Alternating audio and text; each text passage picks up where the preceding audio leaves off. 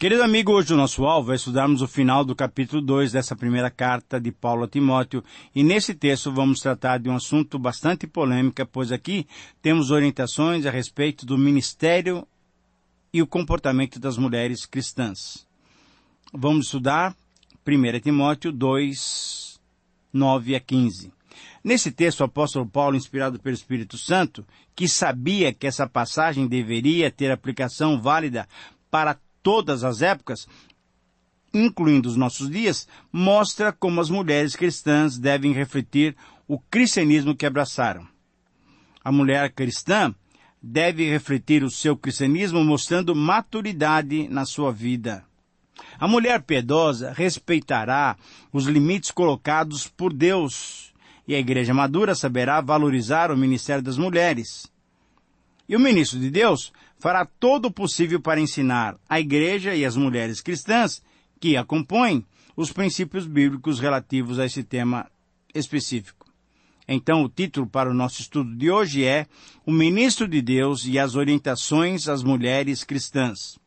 O Ministro de Deus e as Orientações às Mulheres Cristãs, com base em Timóteo, primeira carta de Paulo a Timóteo, capítulo 2, versículos 9 a 15. As instruções bíblicas sobre o comportamento das mulheres cristãs são muito claras. Embora o texto de hoje se refira mais à atuação da mulher cristã na igreja, é importante recordarmos a sua posição no lar. A Bíblia orienta que as mulheres sejam em tudo submissas ao seu próprio marido, como ao Senhor. Como, porém, a igreja está sujeita a Cristo, assim também as mulheres sejam em tudo submissas ao seu marido. Efésios capítulo 5, versículos 22 e 24. As instruções bíblicas são muito claras. As mulheres devem submeter-se aos seus maridos, mas é importante entendermos que essa submissão não indica inferioridade. Mesmo Jesus se submeteu ao Pai, entretanto, ambos, pai e filho, participam igualmente da natureza divina. Do mesmo modo, esposo e esposa têm igual valor como pessoas, mas Deus ordena que o esposo guie a família. As esposas devem submeter-se aos seus esposos em tudo, exceto quando essa vontade contradiz a palavra de Deus. Essa submissão da mulher cristã não a desqualifica para qualquer ministério dentro dos parâmetros que Deus deu à igreja. Reconhecendo a importantíssima diferença entre o dom de pastorear e o dom da presidência e da liderança, devemos seguir as orientações da palavra de Deus sobre o ministério das mulheres. Quando distinguimos os dons de pastorado e de presidência, podemos aceitar, sem medo de quebrar os princípios bíblicos, o pastoreamento de uma mulher cristã. Por quê? Porque o cuidado e a alimentação espiritual de cristãos podem ser realizados na dependência do Senhor por toda mulher cristã capacitada por Deus com o dom espiritual do pastoreamento. Como dissemos anteriormente, a igreja madura saberá dar oportunidade e valorizar o ministério das mulheres, e a mulher cristã, sem sentir-se menosprezada ou desprezada, respeitará e atuará com motivação os limites colocados por Deus para o bem da igreja, para o bem dela, as suas filhas.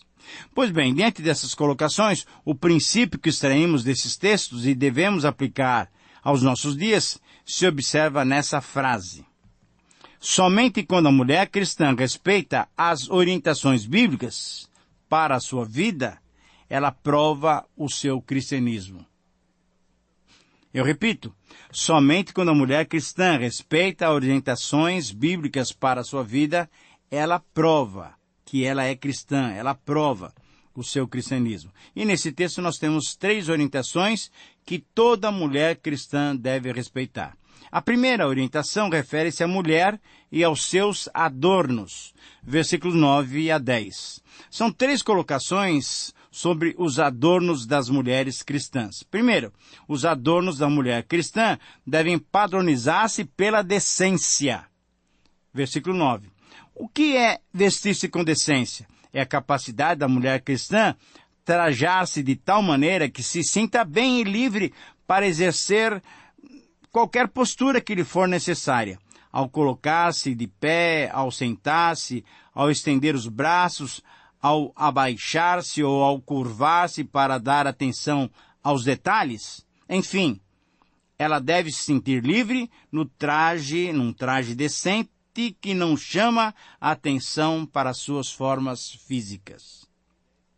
A mulher cristã deve saber que os homens, sejam eles cristãos ou não, são atraídos pelo olhar. Diante de uma mulher que faz questão de realçar as suas formas através dos seus trajes, curtos ou justos ou decotados, toda mulher deve saber que atrairá o olhar masculino.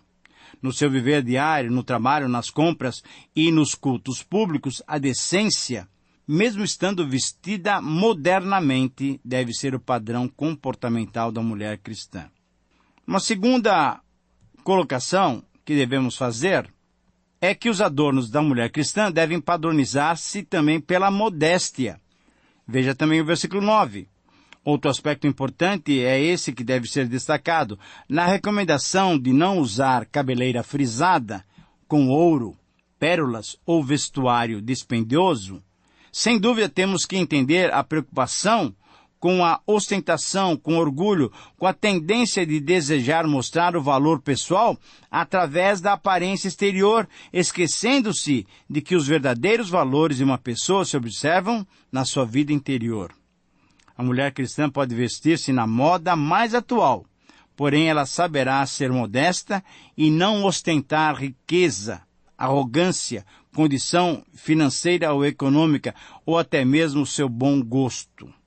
Ela deve se trajar com o objetivo de se mostrar humilde, sem querer humilhar as outras pessoas.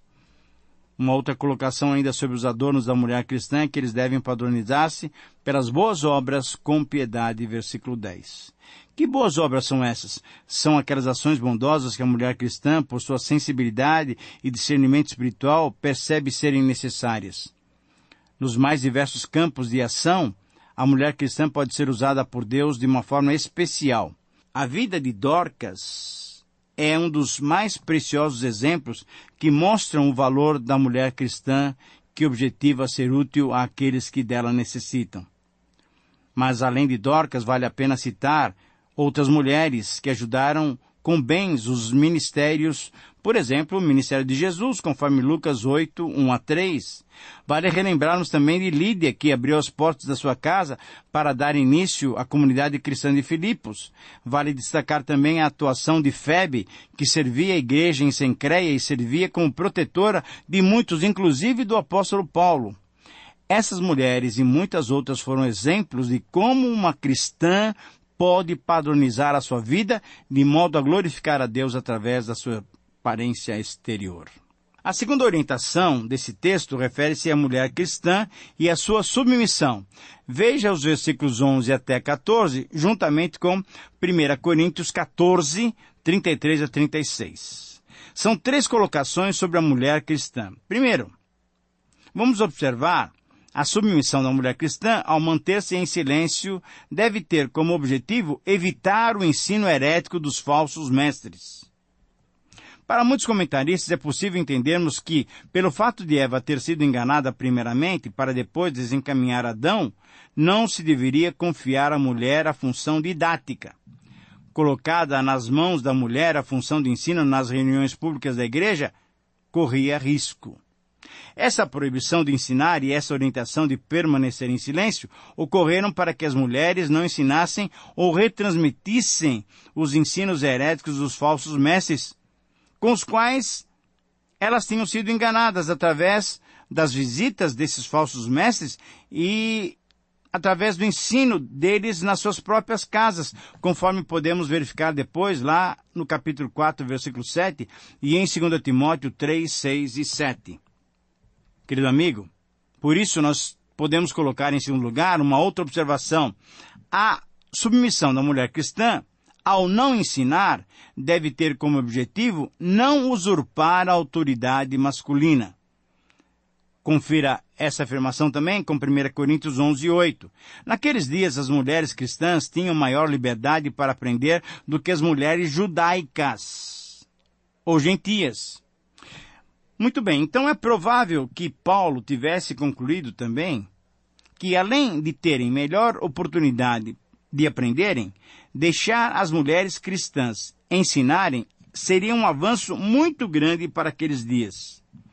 Para alguns estudiosos, essa proibição era relativa ao ensino por parte das mulheres não corretamente instruídas, como era o caso de várias mulheres de Éfeso. Pelo próprio contexto da cidade, adoradora da deusa Diana, conforme Atos 19, 23 a 40, as mulheres efésias tinham a tendência de serem autoritárias e tiranas para com os homens. E essa proibição de uma mulher ensinar nas reuniões públicas da igreja tem por base exatamente respeitar o princípio da autoridade que está estabelecido desde a criação. Por isso, uma terceira observação é que a submissão da mulher cristã tem por objetivo, tem por base o princípio da criação e da queda. Veja os versículos 13 e 14.